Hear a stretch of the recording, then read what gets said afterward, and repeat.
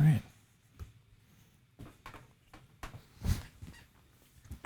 Yeah, so feel free to talk there. where the mirror is. All right, hello everyone, and welcome back to the Majesty of Reason. I'm Joe Schmid, and today we are with Cameron Bertuzzi, the illustrious Cameron Bertuzzi. We are in my home studio. You can see that I've got all these like good epistemology covers a multitude of sins and things like that. What's that one? Oh, by the way, I'm one of the brains. So yeah, this is my new studio. Funded by your patron money. No, I'm kidding. You guys are helping me pay my student debt, so much love. But anyway, we are here with Cameron Bertuzzi at the CC Exchange. So yes. I'm super pumped for this. What's the whole project behind CC Exchange? Just tell us a little bit about that. Yeah, so we were wondering what we could do. So we have our like CCV1, CCV2, CCVN, like conferences that we're doing, and I wanted to do something like mid-year, something that was like different from the big conference that we do, something that was like more intimate, something really cool. Part of this actually was at CCV1, we tried to get Alex O'Connor in at that conference, and we couldn't make it happen because of COVID restrictions that were still in place on the UK.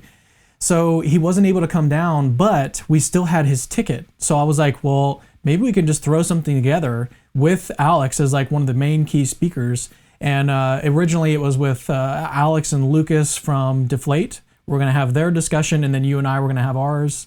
And it didn't work out with Lucas. I mean, he had some visa issues that came up with his country, or I think it was with the US actually.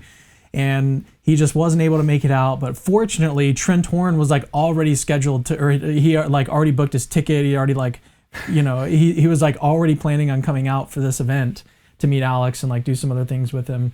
So it just worked out that Trent took Lucas's place, but that's kind of the idea behind CC Exchange, is that I wanted it to be different from like the big main conference. I wanted it to be more conversational. So it was originally going to be like just one thing with Lucas and with Alex, and then I was like, how can we make this more interesting for people? And then I was like, Joe Schmid, he's got to be here.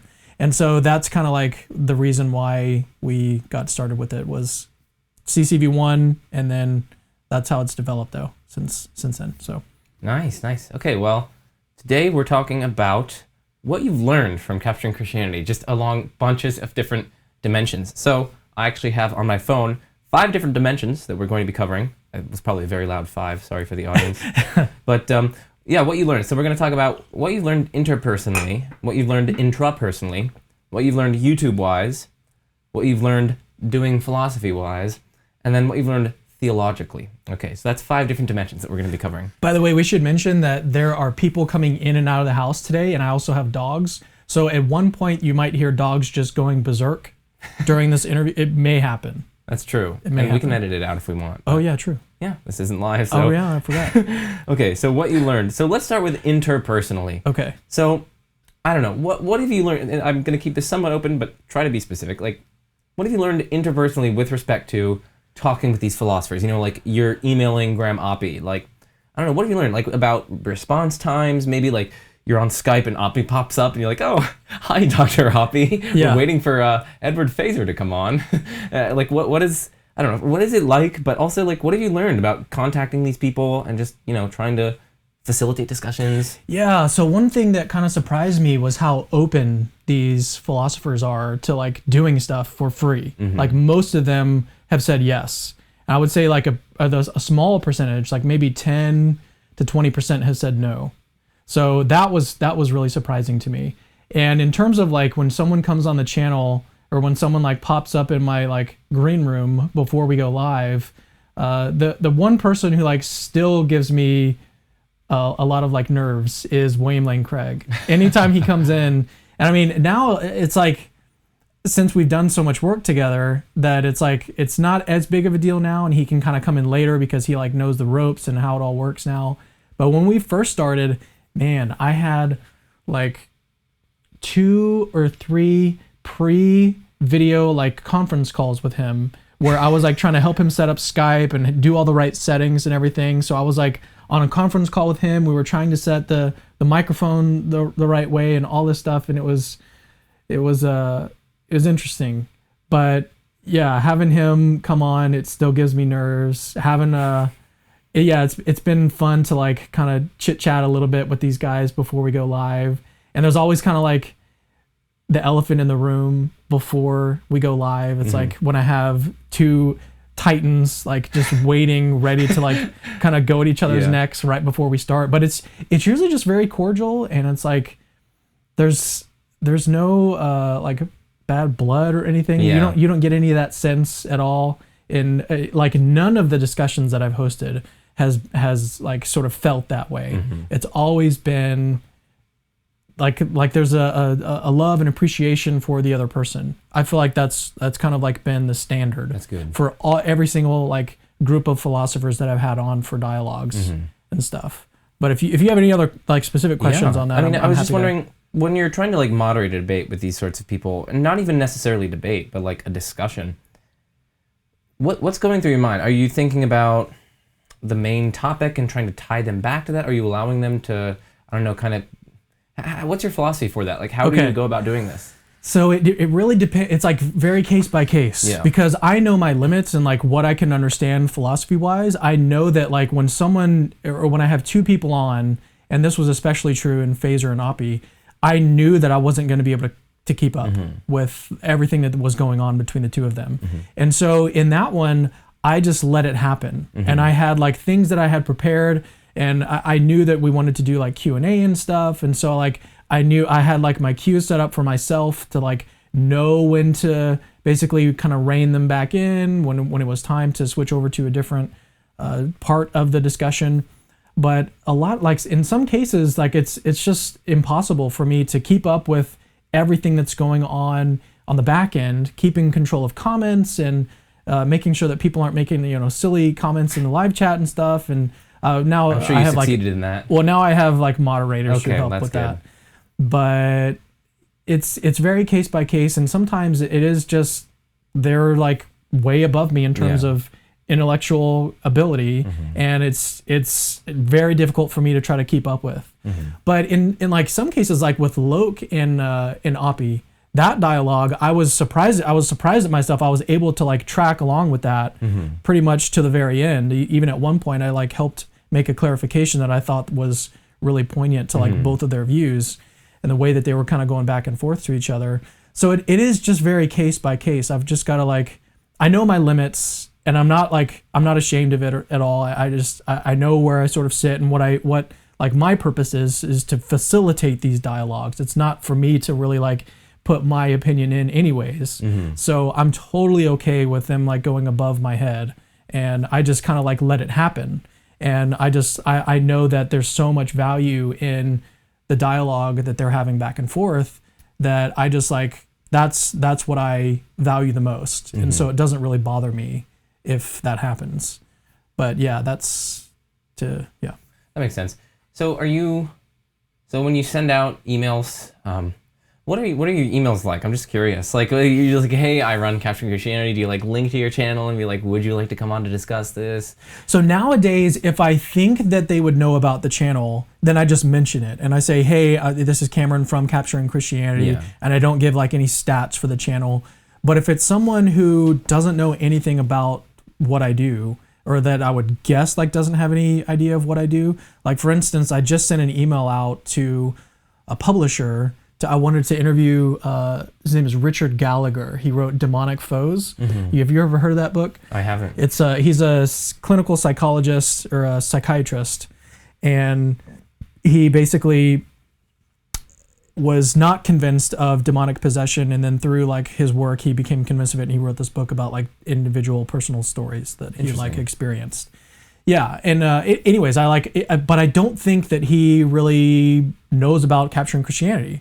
So what I had to do is just reach out to their publisher, and then I said, hey, I'm trying to get in contact with him, see if he'd be interested in an interview, and I haven't heard back yet. But so it really depends on.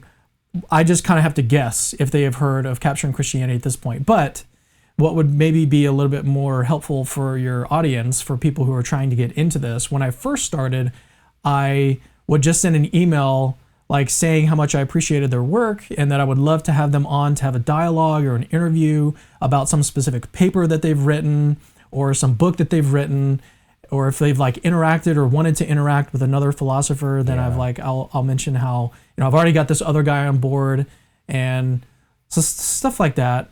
Pretty basic. I mean, just basic introductory kind of stuff. But nowadays the channel has grown so much that so many people are aware of it. So it doesn't take a whole lot to really get people interested to come on. And in some cases, when they haven't heard of it, all they need to know is that, we've got over 100,000 subscribers, and they're eager to come on. So it's a lot different nowadays. But like I was saying at the very beginning of this, is that I was very surprised at how many of these philosophers would just accept to come on. Yeah. Like, it didn't matter how many views I had. It didn't, because I think before YouTube and before people were really like interested in philosophy of religion on YouTube, they were basically like reading their papers to a group of 10 to 15 other people. At and like best. that was their audience. At best, yeah. And nowadays the audience is thousands. And so they're very happy to like, that's what I noticed early on. It was very surprising that I was getting so many yeses from people. Yeah, that also surprised me at the beginning as well. But let's move on. So we just covered interpersonally. Let's move on to intrapersonally. So basically, in your own, how you relate to yourself. So after these sorts of discussions, do you like, how much do you reflect on that? Are you thinking about the dialectic while you're in the discussion? I'm guessing it's a case-by-case basis, but do you... Most of the time, I can't follow as closely as I would like to and stay in control of everything that's happening on the back end with a live stream. Because people don't recognize, like, you're like on this huge, like, you're I'm checking doing sound, things. audio, like, sound, audio, is this good? Like, Yeah. are they centered in their screen? Like, this person is commenting over here, should I tell my mod together? It's like, people don't recognize. I want people to realize that this is not an easy thing to do, especially for you. Yes. Yeah, people don't really realize that, so... So there are some cases like where I was able to like really listen in and pay attention, and I was like, oh yeah, that's a good point. Like I'm definitely on board with that. I don't have any specific examples, but there are some times when I'm able to like really listen, and it sort of swayed me a little bit one way, or I thought that someone's response was really good to their response, and then there may have been like another counter response, and I was like, that's really good too, and I don't really know where I feel on this now. So there have been times like that, but it's really just different case by case. Yeah, do you reflect on, how much do you reflect on it afterwards? Like, let's say you just finished, like, let's Oppie versus Loke or something like that. Yeah. You're going out to get dinner, like, are you thinking about it during dinner? Like, are you thinking about the points that they made? Are you ruminating on it the next day? Are you listening back to it maybe? Or how does that work? How are you sort of absorbing this sort of information, or to what extent are you, I guess? That's a good question. I think because there's so much going on, and because I have like so many different things lined up, like in each week I've got like, I do 2 to 3 different videos usually. Just gotta move on each week. So I kind of have to move on. And so like what I'll do, what I actually do now is every now and then I'll put on like an old video, and I'll able to like, at that point I'm able to like listen back to things that were said, and then I'm able to like kind of form opinions. Yeah. But usually like it's really more just listening and learning, as opposed to like trying to listen to like change my view. And so it's very rare that I've like, as a result of a conversation that, or something that I hosted, it's very rare that like someone has managed to just completely change my view on something. I mean, that sort of thing takes time. Yeah, right. So, but unfortunately, when I'm able to like really soak in the information is after the fact, like sometimes weeks or months after the fact, when I go back and I'm able to go back and listen. And it's also like, I don't have, after I just finished doing a show, I don't have a whole lot of incentive to like go back and re-listen to it, because I just got finished doing it. And so that's just me, because I'm like immediately on to like the next one, like preparing or like reading a book for the next interview that I've got coming up, or like reading a paper for something I've got coming up. So that's typically how I do all of my preparation, mostly beforehand, so that I kind of know what's going to happen during the interview. I kind of know how they're going to respond based on like the research that I've done in advance. So I don't have a whole lot of incentive to like go back and listen to something that I've just done. That's why I kind of like, I do it weeks or months after the fact. That makes sense. I mean, how has this like changed you? I mean, this whole process, this years long process, I mean, Do you find yourself now better able to, when you see an argument, you're like, okay, first check validity, now check if, it's question banking or things like that. Like, how has this changed you? Like, I don't know, intrapersonally, like you're reflecting on an argument. Are you now, are you more keen to underlying assumptions now or things like that? Or Yeah, I mean, I feel like I got a really good solid foundation for philosophy, like as I was studying before I started to do Capturing Christianity. So not a lot has changed there. But one thing that that really sticks out in my mind is I always anytime I hear an argument for the existence of God, I'm like, how would Oppie's view interact with this? Like how, would he be able to explain this very easily? In a lot of cases, the answer is yes. Like his view would easily account for this data. And so that's one thing that has really shifted in my thinking lately is Oppie's work is so powerful. Yeah. And it's so that's one thing that's really, well, it's interesting because now you're being exposed to different perspectives and you're exposing your audience to different perspectives. And you're thinking, how would those perspectives respond to this particular argument? I mean, I find whenever specifically when there's because it's the strongest one. Oppie's view. Oppie and Draper, I'd say probably because they have slightly different ways of going about it. But it's interesting that you're able to kind of perspective take on that, and I wish more people tried to cultivate that sort of thing. And we're going to be talking about that in our live discussion tomorrow. But I think that is so important. It's so important to be able to put your views up against what the best that the other side has to say. Mm-hmm. If you're not doing that, then you're kind of you're figuratively sticking your head in the sand and just ignoring evidence or ignoring data or ignoring facts. Yeah, exactly. And so that's why I want to be as careful as I can and as sensitive to the truth as possible. Mm-hmm. And you can't ignore when you've got a good answer to an argument for theism. It's a really bad idea to just ignore that. Yeah, that's one of the biggest vices that a lot of people see. I mean, even each side sees it in the other side. It's interesting how they're able to kind of pick out certain flaws of the other side, and it's difficult for them to see flaws in their own side. But almost people take any arrow into their quiver that they can because there's a conclusion that they like, right? So atheism is true or something like that. If there's an argument, they're basically they defend it or something like that. Yeah. And it's just it's sorry, I'm only checking my phone to make sure that everyone's okay and people coming in and that's stuff. That's good. Yeah, no, that's fine. Yeah. So that's intrapersonally. I've just anything else you want to say, growth in terms of what have you grown intrapersonally, relating to yourself? What have you learned about yourself through this? Have you learned that you're a better interviewer than you thought you were? Have you learned that you're more capable, making philosophy scripts than you thought you were?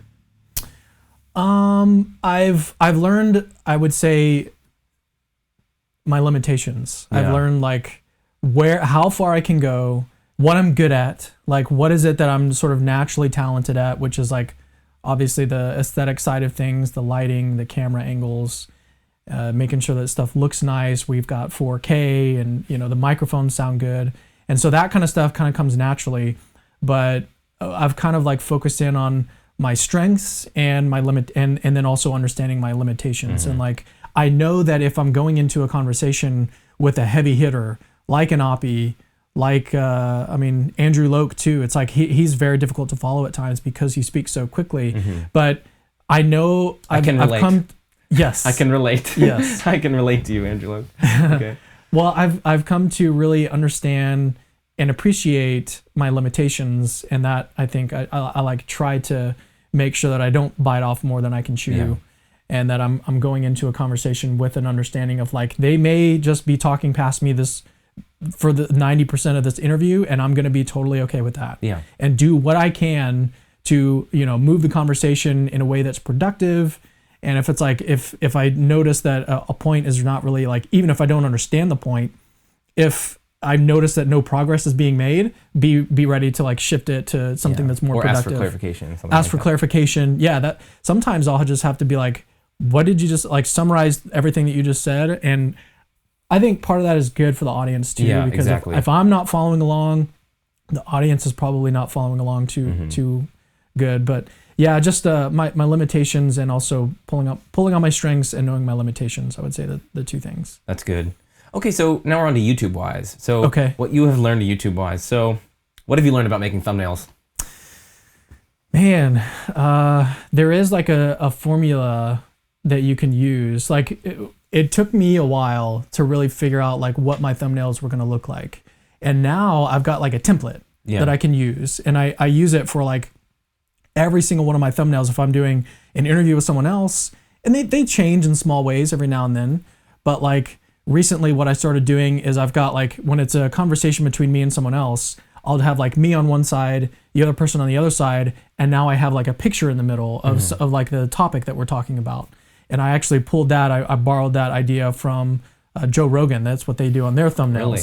Yeah, and so that's one thing that you can do is if you're trying to figure out like what can I do with my thumbnails, just look at what other people are doing and just literally copy it, but not like explicitly, not to where it's like identical.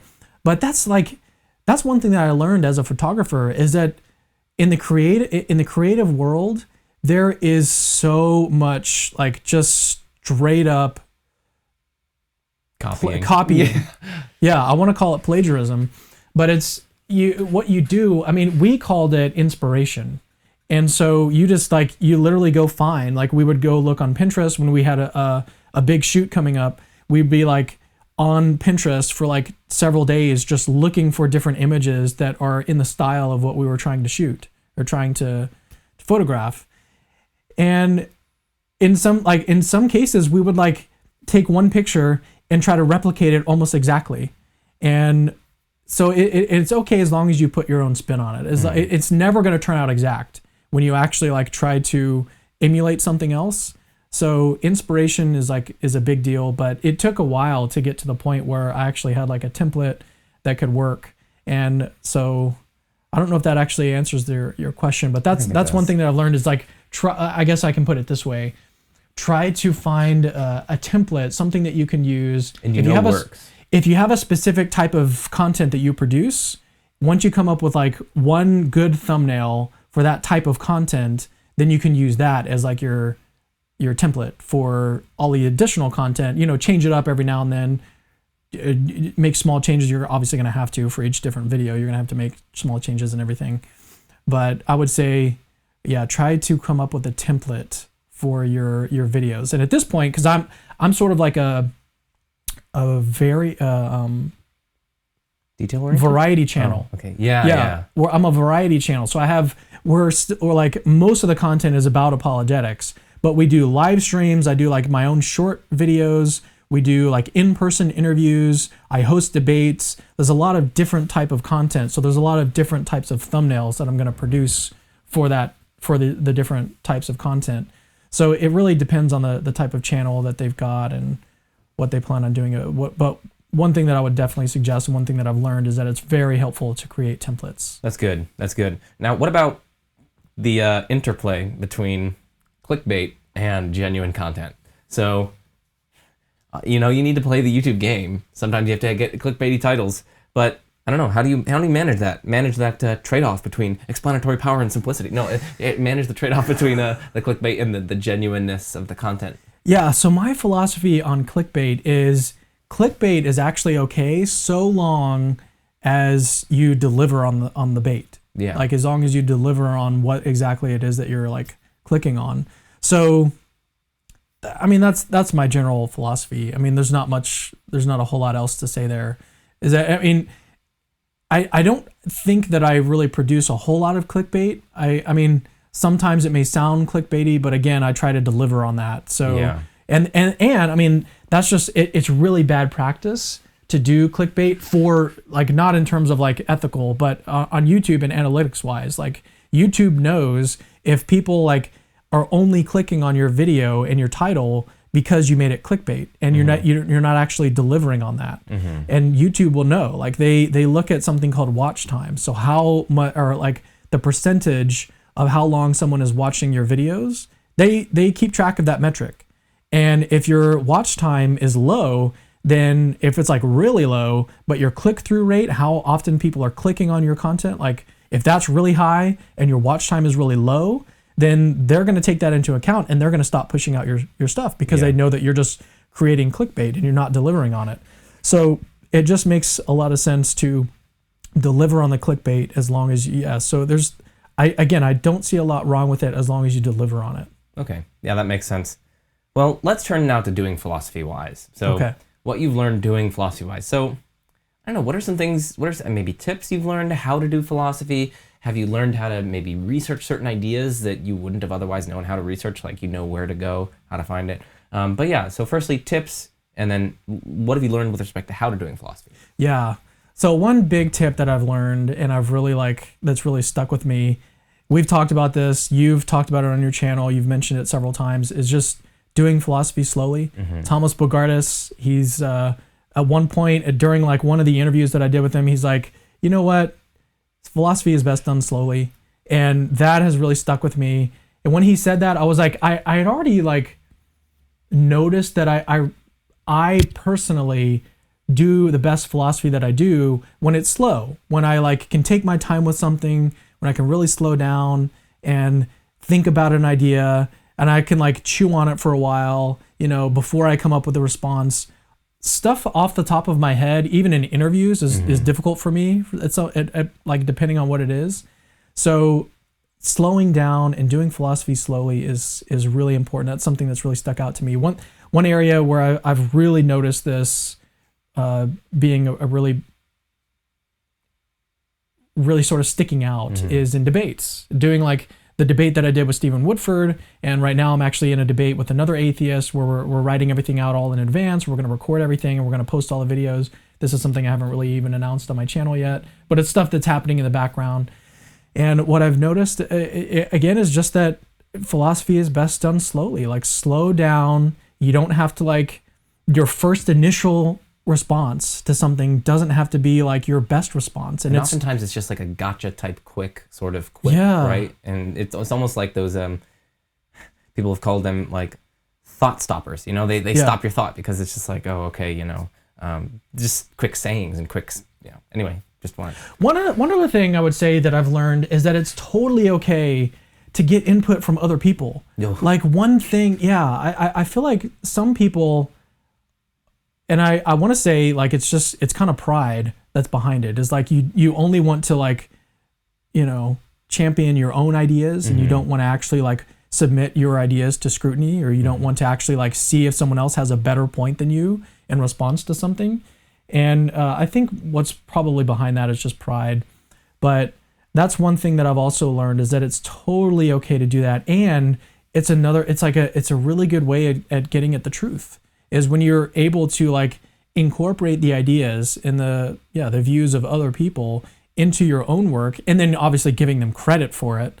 Like that, I think is just super important. And it's a good way of making sure, if you're someone like me who's a layman, I'm not like this professional philosopher who's writing papers and writing books. I try to make sure that I'm like aware of the fact that I am just a normal guy. You know, I'm not an Oppie. I'm not a William Lane Craig. Yeah. I know my limitations, and I know that it's best for me to really rely on the views of others, because I know my limitations again. Yeah. And what I can do though is that doesn't mean that I'm not doing my own thinking. It doesn't mean that at all. It means that what I can do is I can pull on their ideas, weigh them for myself. Yeah. Assess them for myself. As long as I understand the view that's being like put forward, I may not be the most creative thinker out there, but I can nevertheless like get an idea, weigh it for myself, come up with my own view, and then that's the view that I put forward. And that's the way that I view it. It's not like an either or, where if I'm actually pulling on the work of someone else, then I'm not doing my own thinking. It's both. You get the view of another person that's really strong or really powerful, something that you weren't able to see. Maybe they just have like deeper insight into something, but you can use that to your advantage, and then incorporate that into your own work, come up with your own view, weigh it for yourself.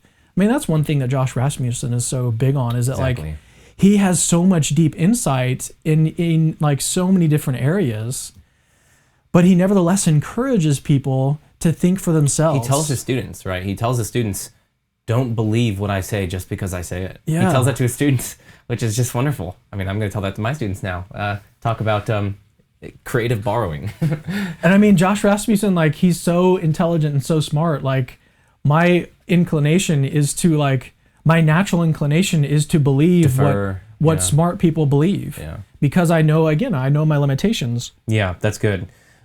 So before we get to the final one, theologically, what you've learned, I guess the final thing that I want to talk about, you made this video, like common mistakes that people make in, like, I think it was apologetics, maybe? Mm-hmm. What, pick one that you really want to get to my audience. Like, what do you want to say to my audience? Like, what's one or two big mistakes that you want to tell my audience not to make, and why? So, like, important ones. Maybe ones that kind of are salient on your mind right now. I'm trying to remember the list, and I'm like blanking out. Well, I mean, one of them. Well, I guess. Go ahead. I mean, one of them is mental health, right? So pay attention to your mental health.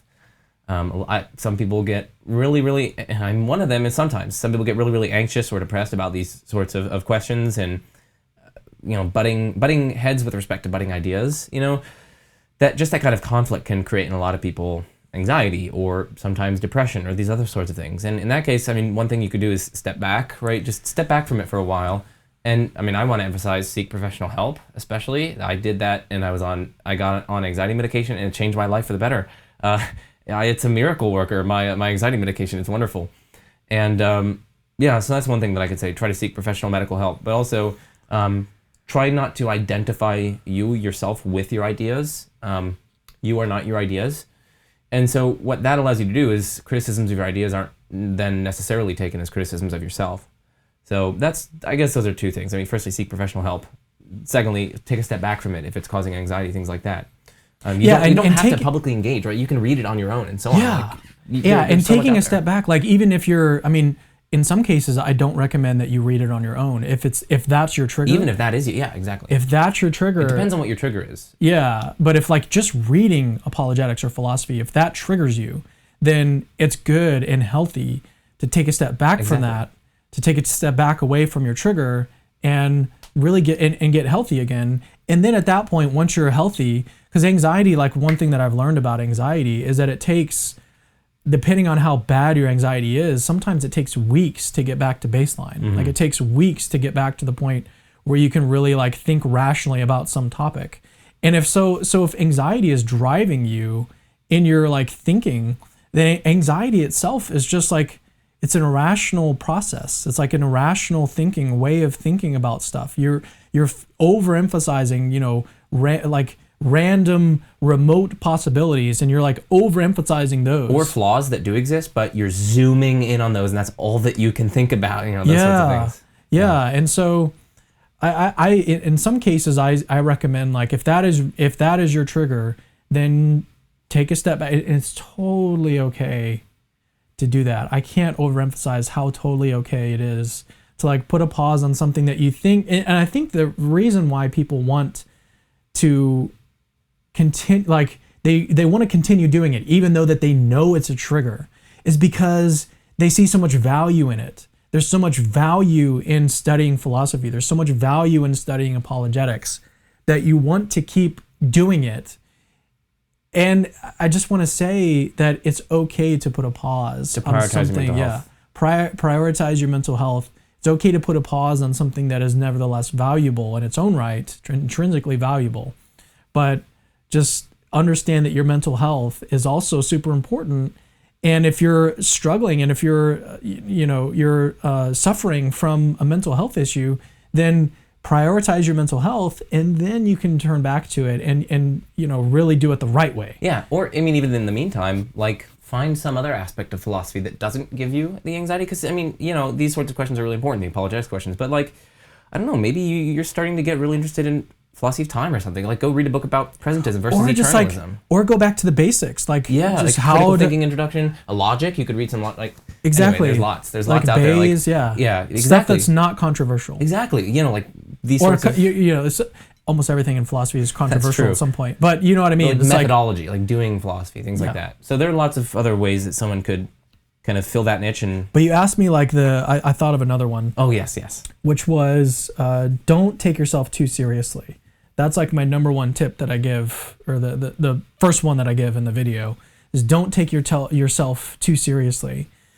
And that relates back to the Dunning-Kruger effect, where, basically less competent people think that they're more competent than they are, and more competent people, and that's the side of things that like people forget about, is that there's another side of this where more competent people tend to think that they're less competent than they are.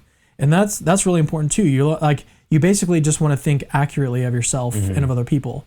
And so that's one thing that I emphasize, and I think that relates back to pride and humility and making sure that you know your limitations and you're not trying to like come across a certain way to people. And I think that's a real big trap that happens is like in this space, we want people to think that we're smart. We want people to think that we have answers. We want to come across a certain way. And instead of doing like that is actually not doing like good philosophy. Exactly. That's not the way to do it. Because instead you're like seeking affirmation. You've got these deep insecurities that are sort of driving this instead of it's not a search for truth. Because if it's a search for truth, then you don't really you're not really gonna care about what other people think. Yeah. About the way that you look, the way that you appear, how smart you sound in a video, or if you're able to track along with what someone else is saying. So don't take yourself too seriously. Realize your limitations And ask yourself, like, why am I doing this? Like, if you're making a comment or you're making a video or you're engaging in a debate, why am I doing this? Am I just doing this to, exactly like you said, I mean, just show people how much you know about this particular thing, or are you really in this to try to, I don't know, search for truth, maybe serve people, help them. Search for truth and serve other people. Yeah, exactly. Or just serve your dialectical partner, right? Try to help them, or maybe help yourself see better truths, right? That might sound selfish, but it's not self-oriented in the way where you're trying to serve yourself. You're trying to get yourself in line with reality, right? Yeah. So it's self-centered in that sense, but like you're almost using your dialectical partner to help them help you latch on to truth. Okay, anyway, that was a bit complicated. But I guess we'll go on to the final one, which is what you have learned theologically. So what are some doctrinal commitments that you have changed over the years as a result of like researching, but also like capturing Christianity in particular? Like maybe Jerry Walls convinced you to go away from annihilationism or something. Yeah, I don't know. So like, what are some what are theological commitments? Could be incarnation, could be soteriology, could be the doctrine of God, model of God, could be anything. Yeah. So I guess there's. You just mentioned a couple of them. So I used to think that. Well, I really didn't know how to answer the problem of like why anyone is destined to hell forever. It's like that seemed to be an issue for me, and Jerry Walls was one of the people who emphasized that there is like a legitimate answer to that question. In his problem, The Logic of Hell and Damnation, I think is the title of his book. I can't remember of it, but I did an interview with him, and he talked about how according to C.S. Lewis and his view of what hell is like, the gates of hell are locked from the inside, and basically his view on how someone can remain in hell for eternity is that they like sin basically just doesn't stop necessarily in hell. So like someone can continue to, make bad choices and sin, and that sin is going to require more and more punishment. And as I reflected on that, I thought, yeah, that does kind of make sense. Even though I don't really subscribe to that view, it just seemed like a reasonable response. And feel free to like push back on that if you want. Yeah, no, I mean, that's something that like you. Sorry, the dogs. Yeah, are the dogs right now, are so going. We're trying to focus. I mean, at least you're being exposed to reasonable responses on the other side. Like they aren't just ludicrous, so that you can still have that kind of intellectual empathy with them. You can kind of understand where they're coming from, even if you don't ultimately agree with them. I mean, for me, I would think that, I mean, we sin even continually on earth, but I mean, God's still able to rectify us, to redeem us, and to, I guess, change us and work through us. And it's just difficult for me to see what about hell would change that. I mean, it's omnipotent, after all. And, like, if we continually see, if we were at a party and, this is an unfortunate example that Randall Rouser has given, but like if we see someone cutting themselves at a party, like, well, I mean, we'd take the knife away from them. We would take the means by which they're continually locking themselves in. We would take that away from them because, I mean, it's for their benefit. And I mean, I just think like, I would think that God, it's in his power to redeem these sorts of people, even the most wretched of sinners. Like he does redeem people on earth. We see it. People's lives are transformed. They're from a drug addict. They're from the lowest of the low, and they become redeemed. So I don't know. It seems to me that would, if it's possible on earth, I don't see any reason to think that it would be impossible in heaven. I also just think that like some people just don't want that. Like they just want to do their own thing. And so they like I can see it as plausible that someone might just continually reject the love of God and the embrace of God. Like that just seems it doesn't seem plausible that like everyone would do that, but it seems plausible that some might. Like so I can see, but again, like could that happen for eternity? I don't know. Yeah, and God might be able to alter their preference structures in some way without overriding their free will. But let's move on. Maybe. What about Christ? Have you changed any views about Christ's nature? Yeah. Have you gained more appreciation? So, at least more appreciation for a glut theoretic approach. Yes. I know you love that word. Contradictory Christ. Exactly. Yes. Cameron was kind enough, by the way, to give me a signed copy of one of those from J.C. Beale. As many of you know, I had J.C. Beale and Mike DeVito on my channel. It was super duper fun, and I was definitely nerding over the signed copy of J.C. Beale. So thank you very much for that. Yeah, you're welcome. Yeah. So I like never was open to the possibility of true contradictions until I encountered the work of J.C. Beale, and that really opened me up to the possibility of like a non-classical view of logic. And again, I'm approaching all of this from like a layman's perspective. Yeah. So even though like I'm using some of these terms, I don't really understand like what they actually mean or like the ins and outs of how all of that works. Fully understand, exactly. So, but he's really opened me up to the possibility that, I mean, on the surface, there does seem to be a contradiction in Christ, and on his liar view, paradoxes are really difficult to solve. Yeah, and on his like he's got a really good solution to the liar paradox, and if we apply that to Christ, then it would totally like take care of the issue. And I don't know, it's really fun to like think about stuff like that. So that's one area just where being more open, at least. Being like, that more is open. a change, right? I'm not convinced. I would say I'm at least agnostic though, and I was not. Yeah, exactly. I was never agnostic about that point. Like because in my debate with Stephen Woodford, like I was so convinced that there's no possibility of true contradictions, and the fact that like now I'm not convinced of it, but I could be in principle. Exactly. I'm more open to it, and so. Yeah, it's even changed my mind in that area. It's like, could it be possible that we just have like a true contradiction here, and it doesn't really necessarily mean that the past is finite? So, yeah, that's definitely opened me up to that. I think I would still fall on the side of like, no, this does give us reason to think that. Yeah, and what's interesting is that's compatible with like JC. Like he could say that it still gives you some weight of a reason, but you just have to. You have bunches of tools by which you're evaluating these theories. You have simplicity, elegance, parsimony, their ability to explain the data. So it might be an evidential chip against a theory that it has, or that it's a glut theoretic approach. So let's say, but it might have other theoretical virtues that sufficiently overcome that. So it's interesting, and so I think that's really interesting that you have these different avenues by which you've become more open to views. You've seen you've seen the reasonableness behind at least certain views. Gaining that kind of intellectual empathy, I found, is a liberating experience. Open theism. Yeah. Open theism. Having William Hasker on, and having him on, and having him defend open theism. You should have Josh defend it on your channel. Who? Josh Rasmussen. He's an open theist? Well, it kind of depends, but largely, yeah. Okay. So he tends to think that the future's open. Yeah. You should get him on. I mean, I think it has less problems than Molinism. I think that as well. So, yeah. Okay, if I were a theist, I'd still be, the cat's coming out of that. I'd probably be a simple foreknowledge view. It does involve some element of risk in the creative act. But I do think there's some evidential chip in favor of it over and against open theism just because it affords God more knowledge. So it's like slightly, and of course open theists say, but God couldn't even have that knowledge. But like still, meta-theoretically, all else being equal, you would want to ascribe to God, the perfect being, more knowledge than otherwise. So that's one kind of consideration. But like, it's so difficult. If I were a theist, I think this is probably the most difficult problem that I would face, the freedom for knowledge problem. There are just so many different views and so many different problems afflicting them. But I'd probably go simple foreknowledge. And maybe that's Proust affecting me, but because Proust is a simple foreknowledge proponent. Mm.